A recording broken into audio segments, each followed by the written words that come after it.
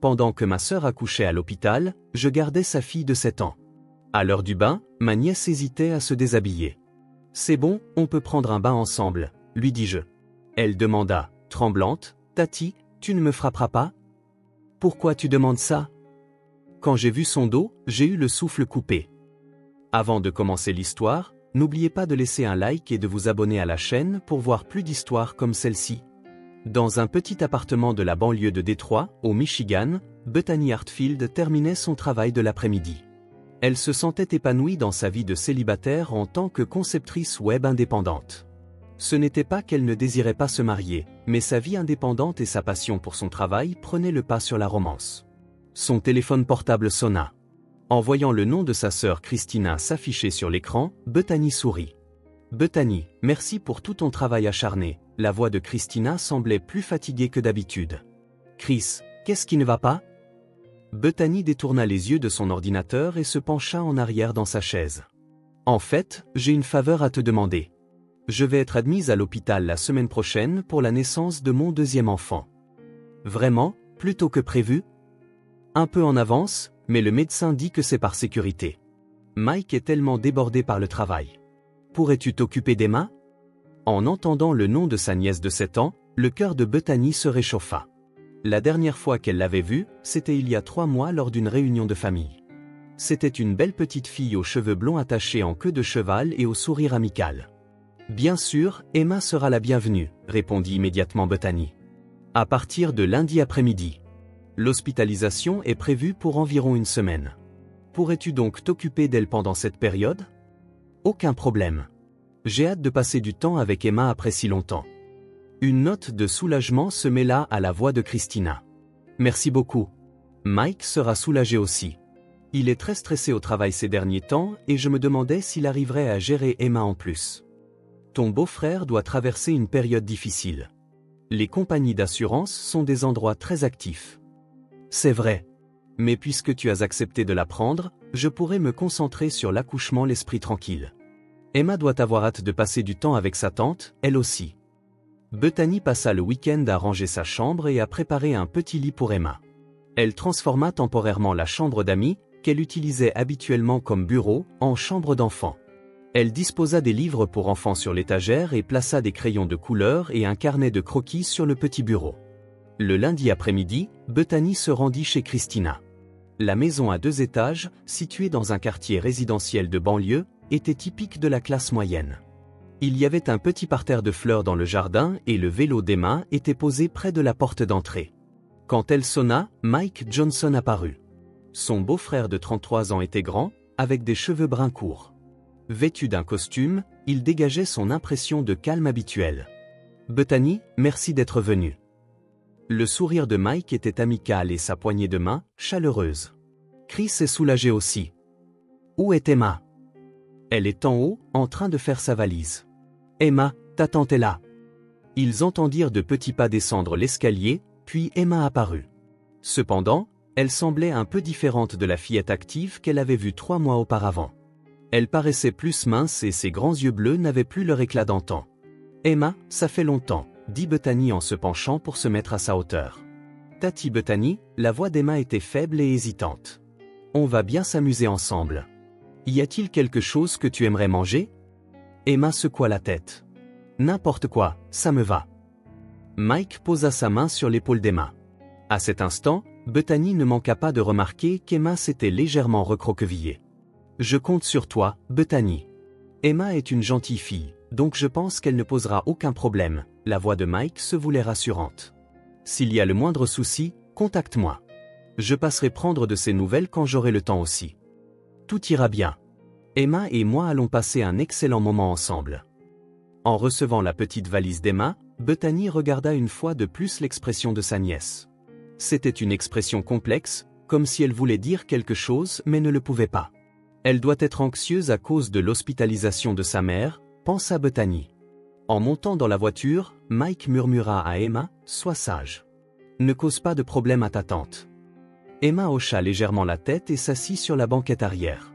Bethany leur fit un signe de la main et démarra le moteur, regardant Emma dans le rétroviseur. Elle était assise, toute petite sur son siège, le regard fixé sur l'extérieur. Emma, ça va? Ta maman te manque? Oui, mais ça va. La voix d'Emma tremblait. Bethany pouvait comprendre l'anxiété de sa nièce. Pour une enfant de 7 ans, l'hospitalisation d'une mère devait être un événement majeur. Elle décida de faire de cette semaine un moment aussi agréable que possible. Quand elles arrivèrent à l'appartement de Bethany, le soleil du soir filtrait par la fenêtre du salon. Emma se tenait dans l'entrée, serrant sa petite valise. « Viens, allons voir ta chambre. » Bethany prit la main d'Emma et la guida vers la pièce qu'elle avait préparée. En entrant, les yeux d'Emma s'illuminèrent un peu. Une nouvelle peluche était posée sur le lit et de la papeterie colorée était disposée sur le bureau. « C'est tout pour moi ?» Pour la première fois, de la joie se mêla à la voix d'Emma. « C'est ça. Ce sera ta chambre pour une semaine, » répondit Bethany avec un sourire. « Si tu as besoin de quoi que ce soit, dis-le-moi. » Emma commença à défaire sa valise, mais ses mouvements étaient lents. Quand elle sortit son pyjama, Bethany remarqua qu'ils étaient tous à manches longues. Septembre au Michigan ne devrait pourtant pas être si froid. Tu dois avoir faim. Allons préparer le dîner. En se dirigeant vers la cuisine, Bethany vérifia le contenu du réfrigérateur. Elle se souvenait des plats préférés d'Emma, cheeseburger, frites et lait au chocolat. Elle gardait le souvenir d'Emma les dévorant avec appétit lors de la réunion de famille 3 mois plus tôt. Ce soir, c'est menu spécial, le cheeseburger préféré d'Emma. Cependant, la réaction d'Emma fut différente de ce à quoi elle s'attendait. Elle sourit légèrement, mais ce sourire n'avait plus l'éclat d'autrefois. « Merci, Tati Bethany. » Pendant que Bethany cuisinait le hamburger, Emma s'assit sur une chaise à la table de la salle à manger. Cependant, elle s'assit sur le bord de la chaise, sans s'appuyer contre le dossier. C'était comme si elle était prête à s'enfuir à tout moment. « Tu peux t'appuyer, tu sais. »« Détends-toi », l'interpella gentiment Bethany. Emma secoua la tête. « Je suis plus à l'aise comme ça. » C'était anormal. Il était clairement anormal qu'une enfant de 7 ans reste assise sur le bord d'une chaise dure. Cependant, Bethany décida de l'interpréter comme de la tension due au changement d'environnement. Une fois le repas prêt, Bethany posa l'assiette devant Emma. Un cheeseburger fumant, des frites dorées et un grand verre de lait au chocolat. « Vas-y, mange. » Emma prit sa fourchette mais ne toucha pas à la nourriture. Elle fixait simplement son assiette. « Qu'est-ce qui ne va pas? Tu n'as pas faim? Est-ce que je peux manger ?» La question d'Emma surprit Bethany. « Bien sûr, je l'ai fait pour toi. Est-ce que je peux tout manger? » Naturellement. Ne te retiens pas. Emma prit lentement une petite bouchée. Comme si elle cherchait une permission, elle levait de temps en temps les yeux vers le visage de Bethany. Elle ne mangeait pas avec l'appétit d'une enfant normale, mais dégustait chaque bouchée avec précaution. « C'est bon? » « Oui, c'est très bon, » répondit Emma, mais sa voix était faible, comme si elle avait peur de quelque chose. Au milieu du repas, Emma s'arrêta brusquement. « J'ai assez mangé. » Elle n'avait même pas mangé la moitié de son assiette. « Tu n'en veux pas un peu plus? Il en reste plein. » Emma secoua la tête. « Je suis déjà rassasiée. » Pourtant, en regardant son petit corps, elle ne semblait pas recevoir une nutrition adéquate. Ses joues paraissaient creuses et ses poignets semblaient trop fins. Après le dîner, Bethany réfléchit en faisant la vaisselle. Le comportement d'Emma avait quelque chose d'étrange. Sa façon de manger, de s'asseoir, de parler. Tout était différent de sa nièce habituellement si active. « Emma, tu veux regarder la télé ou lire un livre? »« N'importe quoi, ça me va. » La réponse d'Emma était toujours la même. Elle semblait éviter d'exprimer ses propres opinions. Bethany choisit un film pour enfants et s'assit sur le canapé. Emma s'assit également à côté d'elle, mais sans s'appuyer contre le dossier. Même en regardant le film, Emma se retournait de temps en temps pour regarder vers l'entrée. « Est-ce que quelque chose t'inquiète? » Non, Emma secoua la tête, mais son expression était pleine d'anxiété. À 21h, Bethany commença à préparer le coucher. « Allons nous brosser les dents et nous préparer pour dormir. » Emma se dirigea silencieusement vers la salle de bain. Pendant qu'elle se brossait les dents, Bethany prépara le pyjama d'Emma. C'était un pyjama épais à manches longues. Il fait chaud ce soir. Un pyjama plus léger ne serait-il pas mieux? J'aime cela. La réponse d'Emma fut immédiate. Quand le lit fut prêt, Emma entra dans la chambre. Cependant, elle s'arrêta en voyant le lit. Qu'est-ce qui ne va pas? Est-ce que je peux dormir par terre? La question d'Emma la déconcerta. Par terre? Pourquoi? Le lit est plus chaud et plus confortable. Je suis plus habitué au sol. Habitué? Tu dors par terre à la maison aussi? Emma ne répondit pas. Elle s'assit simplement près du mur, loin du lit. Emma, le lit n'est pas effrayant. Il est doux et confortable, la persuada doucement Bethany. Après un long silence, Emma s'approcha lentement du lit. Cependant, même sous les couvertures, elle était tendue. Son corps était raide, comme si elle était sur ses gardes. Bonne nuit, Emma. Si tu as besoin de quoi que ce soit, appelle-moi. Tati Bethany, appela Emma d'une petite voix. Est-ce que quelqu'un va venir ce soir? Personne ne viendra. Pourquoi? Emma ne répondit pas. Elle se contenta de tirer les couvertures sur sa tête. Bethany éteignit les lumières et laissa la porte légèrement entr'ouverte. Elle resta dans le couloir, écoutant ce qui se passait dans la chambre d'Emma. Elle pouvait entendre de petits sanglots. Inquiète, Bethany retourna dans la chambre. Emma, tu pleures? Je ne pleure pas, la voix d'Emma tremblait. Ta maman te manque? Ce n'est pas grave. Tu la verras bientôt. Oui, répondit Emma, mais les pleurs ne s'arrêtaient pas. Bethany s'assit sur le bord du lit et caressa doucement la tête d'Emma. À ce moment, elle sentit le corps d'Emma se raidir. C'était comme si elle avait peur d'être touchée. Est-ce que tu as mal quelque part? Non. Cependant, la réaction d'Emma n'était clairement pas normale. Bethany envisagea diverses possibilités. L'anxiété face au nouvel environnement, l'inquiétude pour l'hospitalisation de sa mère, ou y avait-il autre chose? Demain, ce sera plus amusant. On ira au parc et on mangera de délicieuses glaces. Les pleurs d'Emma finirent par cesser. Cependant, sa respiration resta irrégulière pendant un long moment. Bethany passa une nuit blanche dans la chambre voisine. Le lendemain matin, Bethany se réveilla tôt et prépara un petit déjeuner qui pourrait plaire à Emma, des pancakes avec du sirop d'érable, des baies fraîches et des bananes. Cependant, la réaction d'Emma fut la même que la veille. Elle hésita devant la nourriture et leva vers Bethany des yeux qui semblaient chercher une permission. « Mange bien, et aujourd'hui on va au parc », suggéra Bethany d'un ton enjoué. Le moment passé au parc sembla être un instant de répit pour Emma. En faisant de la balançoire, un vrai sourire apparut sur son visage pour la première fois depuis longtemps.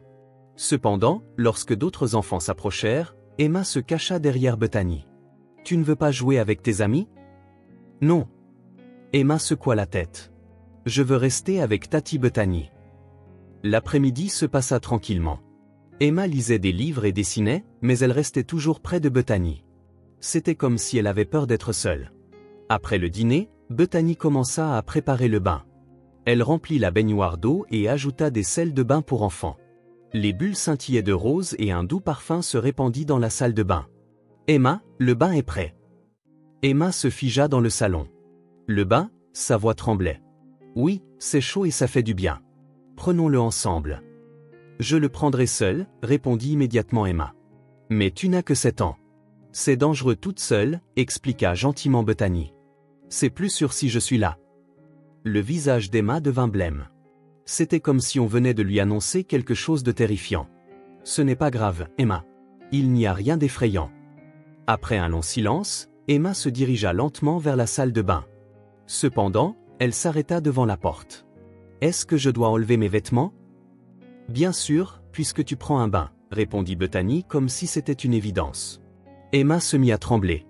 Ses petites mains agrippaient l'ourlet de ses vêtements comme si elles s'accrochaient à une bouée de sauvetage. « Qu'est-ce qui ne va pas? Tu es gênée? » Emma secoua la tête.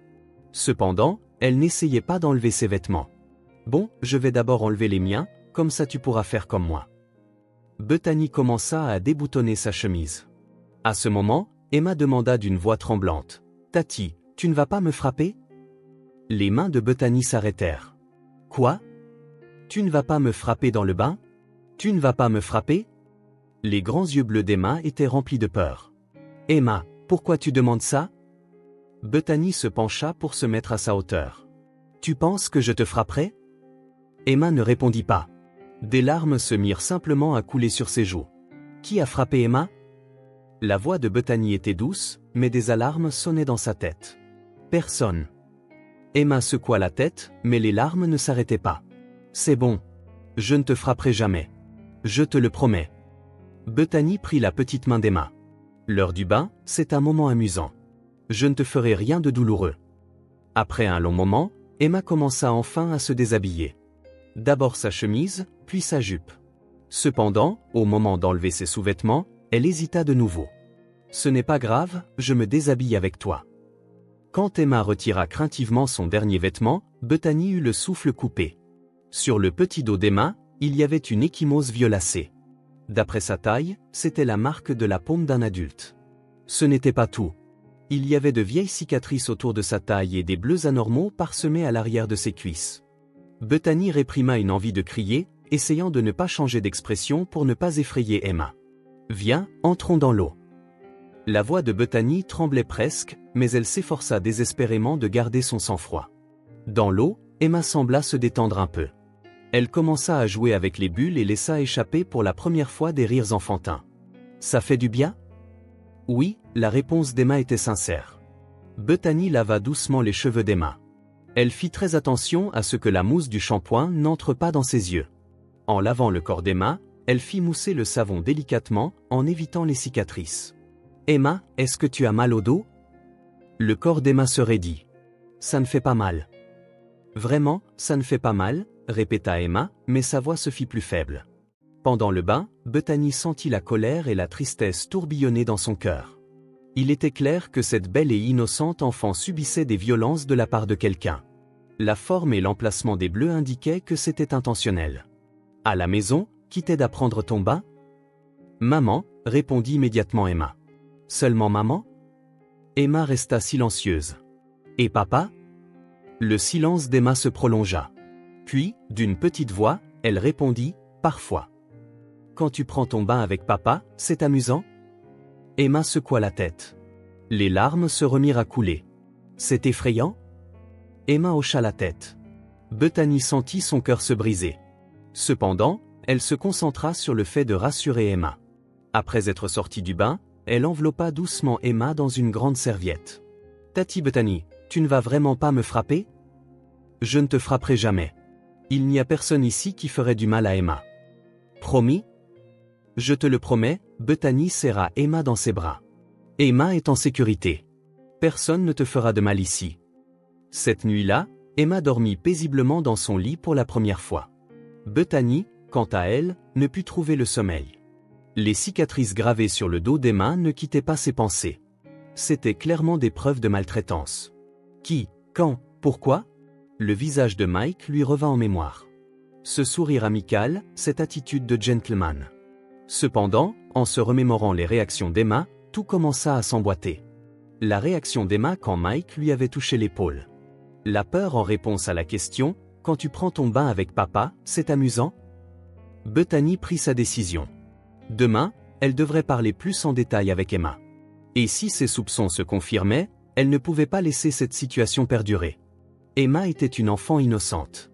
Elle avait le droit d'être protégée par quelqu'un. Et maintenant, ce quelqu'un, c'était elle. Bethany en était convaincue. Le lendemain matin, Bethany se réveilla tôt et prépara les gaufres préférés d'Emma. Les cicatrices qu'elle avait vues la veille ne la quittaient pas, mais rassurer Emma était la priorité absolue. Quand Emma descendit, son expression était plus calme que les jours précédents. « Bonjour Emma. Tu as bien dormi ?» « Oui », Emma sourit légèrement. « Merci, Tati Bethany. » Pendant le petit déjeuner, Bethany observa attentivement Emma.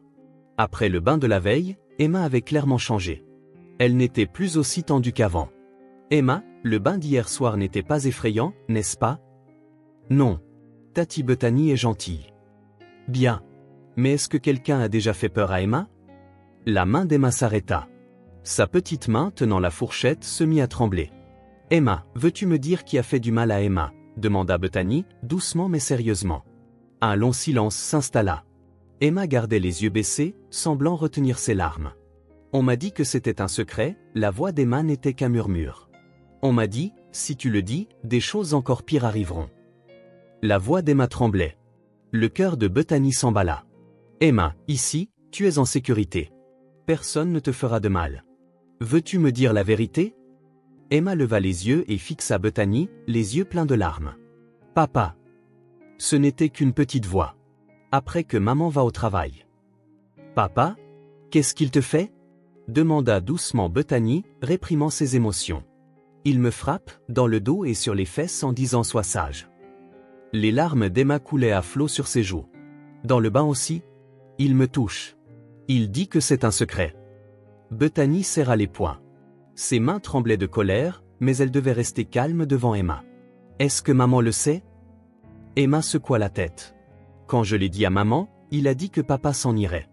Il a dit que la famille serait brisée. Depuis quand? Depuis l'arrivée du bébé. Depuis que maman a commencé à aller à l'hôpital, c'est devenu pire. Le cœur de Bethany fut envahi par la colère et la tristesse. Pendant la grossesse de sa sœur, Mike avait maltraité Emma. Pendant que Christina se reposait à cause de sa santé fragile, pendant qu'elle souffrait de nausées matinales, pendant tout ce temps, son mari faisait du mal à sa fille. Emma, ce n'est pas de ta faute. C'est absolument mal pour un adulte de faire du mal à un enfant. Mais papa a dit que c'était parce que j'étais une vilaine fille. Ce n'est pas vrai.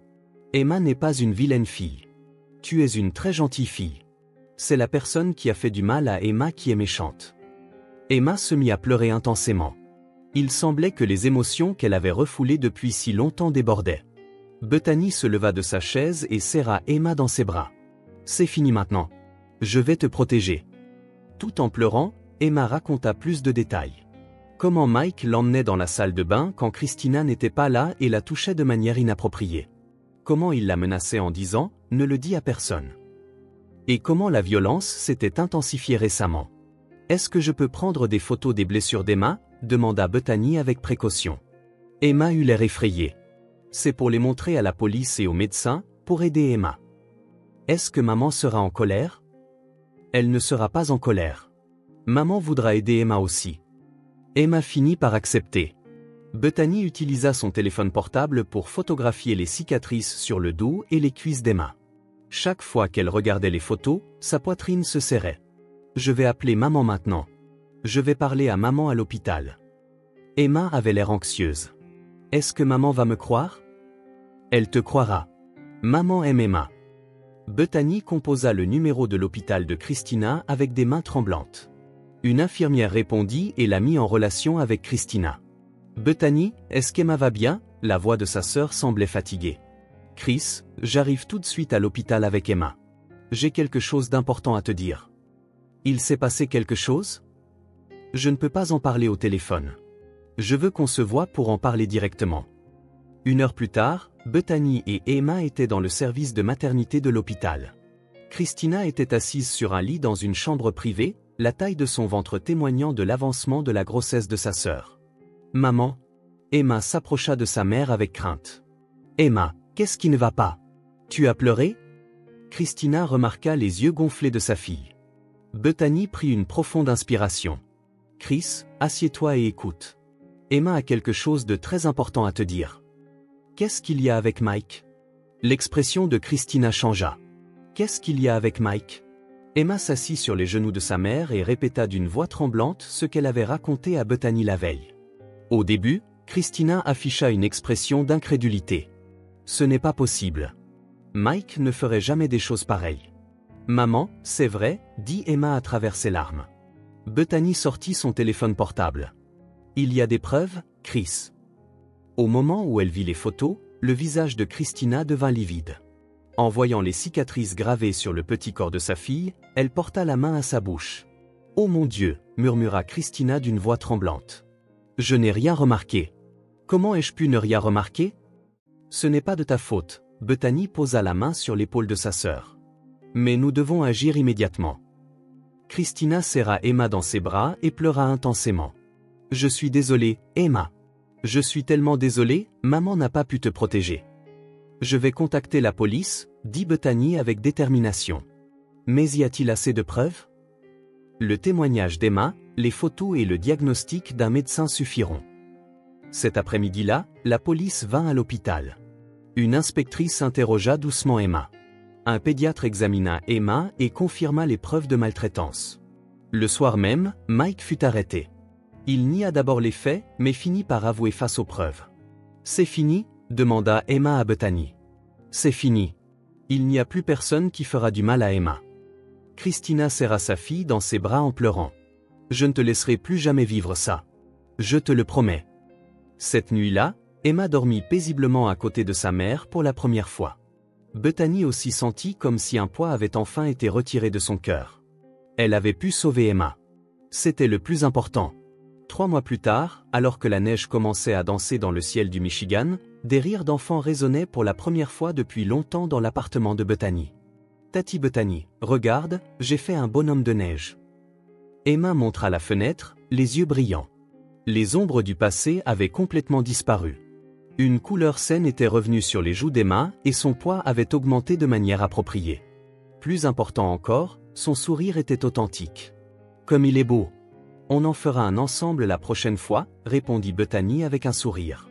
Mike avait été inculpé pour maltraitance et agression sexuelle sur mineurs et avait écopé d'une peine de 5 ans de prison. Christina avait immédiatement entamé une procédure de divorce et commençait maintenant une nouvelle vie avec son fils nouveau-né, Ryan, et Emma. Bethany, merci beaucoup, dit Christina en regardant sa sœur tout en tenant le bébé. Sans toi, je n'aurais rien remarqué. Je n'aurais pas pu sauver Emma. C'était Thanksgiving. La petite table à manger où 3 femmes et un bébé étaient réunis contrastait avec les repas luxueux de l'ancienne famille Montgomery. Cependant, cette table modeste était emplie d'un amour et d'une sécurité véritable. « Maman, est-ce que je peux rester chez Tati Bethany ce week-end aussi ?» demanda Emma à sa mère. « Bien sûr. Mais ne dérange pas ta tante. »« Tu ne déranges jamais. » Bethany caressa doucement les cheveux d'Emma. « Tu es toujours la bienvenue. » Emma avait commencé à passer les week-ends chez Bethany. Pour elle, c'était un endroit totalement sûr. L'heure du bain était devenue agréable et elle pouvait dormir paisiblement dans son lit. « Tati Bethany, quand je serai grande, je veux être comme toi, » dit soudainement Emma. « Pourquoi ? » « Parce que tu m'as protégée. Je veux devenir quelqu'un qui aide les enfants en difficulté. » Les larmes montèrent aux yeux de Bethany. Cette petite fille apprenait la compassion pour les autres à travers sa propre expérience douloureuse. Christina aussi avait les larmes aux yeux. « Emma est une enfant forte, bien plus forte que moi. »« Tu es forte aussi, Chris. Tu as reconnu l'erreur et tu as agi immédiatement. C'est ça, la force d'une mère. » Après le dîner, les 3 femmes s'assirent devant la cheminée. Le bébé dormait tranquillement et Emma lisait un livre d'images. En regardant cette scène paisible, Bethany repensa aux événements passés. Cette nuit où Emma avait demandé d'une voix tremblante, « Tu ne vas pas me frapper ?» Le monde avait changé. Jusque-là, elle avait cru au bonheur superficiel des familles. Mais ayant appris les ténèbres qui se cachaient en dessous, elle comprenait maintenant le vrai sens de la famille. La famille, ce ne sont pas seulement les liens du sang, dit Christina tranquillement. C'est vrai. La famille, ce sont des gens qui se protègent les uns les autres. Des adultes qui peuvent protéger les enfants du danger, répondit Bethany. Et des gens qui ont le courage d'accepter la vérité, ajouta Christina en regardant le bébé. Au début, je voulais croire Mike. C'était plus facile de le croire. Mais tu as affronté la vérité pour le bien d'Emma. C'est le plus important. Emma leva les yeux. Nous sommes une vraie famille, n'est-ce pas? Oui, répondirent simultanément Bethany et Christina. Dehors, la neige continuait de tomber, mais l'intérieur du petit appartement était rempli d'amour. Maintenant que Mike était parti, la peur avait disparu. À sa place, il y avait une nouvelle forme de famille qui se chérissait et se soutenait. À Noël prochain, achetons un plus grand sapin, suggéra Emma. C'est une bonne idée. Ryan sera plus grand aussi, sourit Christina. Bethany les regarda toutes les deux. L'avenir radieux d'Emma et le nouveau départ de Christina en tant que mère, et elle-même avait trouvé un nouveau rôle en tant que tante et membre de cette famille. Parfois, des décisions courageuses étaient nécessaires pour protéger la famille. Parfois, il fallait faire face aux crimes de ses proches. Mais au-delà de cela attendait une famille liée par de vrais liens. En cette nuit enneigée, 3 femmes et un bébé nourrissaient l'espoir de leurs avenirs respectifs. Les blessures du passé guérissaient, et un nouveau lendemain était sur le point de commencer. Et le rire d'Emma leur indiquait que tout allait dans la bonne direction.